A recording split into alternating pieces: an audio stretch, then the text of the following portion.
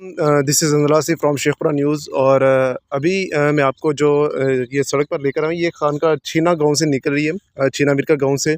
और ये आगे से मज़ीद गाँव को जो है आगे जिसमें सावनपुरा आ जाता है, मियाँ रहीमा आ जाता है, और सोन जो है हाफजाबाद तक ये सड़क जो है वो लिंक कर रही है।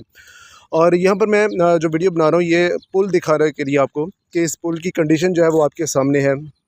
यानी कि इसकी ना कोई बाउंड्री वॉल नज़र आ रही है हमें, और जो इसकी जो साइडों से हम देख रहे हैं कंडीशन वो भी बहुत खस्ता है।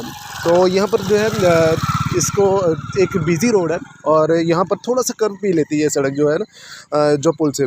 तो जो लोग नहीं जानते हैं उनके लिए ये प्रॉब्लम भी बन सकती है, क्योंकि यहाँ से जो है वो ये मेन सड़क है, और यहाँ पर कोई बाउंड्री वॉल नहीं है। किसी को भी ऐसे मालूम नहीं पड़ सकता कि यहाँ से नहर गुजरने वाली है, क्योंकि थोड़ा सा ये हाइट पर भी आ जाती है और कर्व भी है।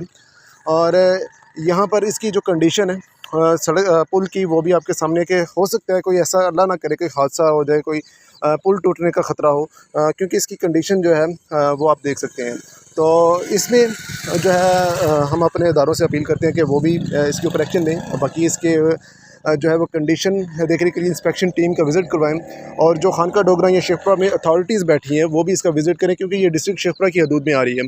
तो इसके ऊपर एक्शन लें ताकि इसका जो मज़ीद ऐसा कोई हादसा पेश ना आए, क्योंकि खानका डोगरा ने पहले भी एक हादसा देखा है, यूनुस शॉपिंग सेंटर वाला, जिसमें 11 लोगों की मौत हुई थी। और इसी तरह पुल के इर्द गिर्द कोई बाउंड्री वॉल नहीं थी, जिसकी वजह से वो यानी कि मामला ऐसा बना था कि सब लोग जो है उनकी डेथ हो गई थी। तो हम चाहते हैं कि ऐसा कोई मामला दोबारा ना बने।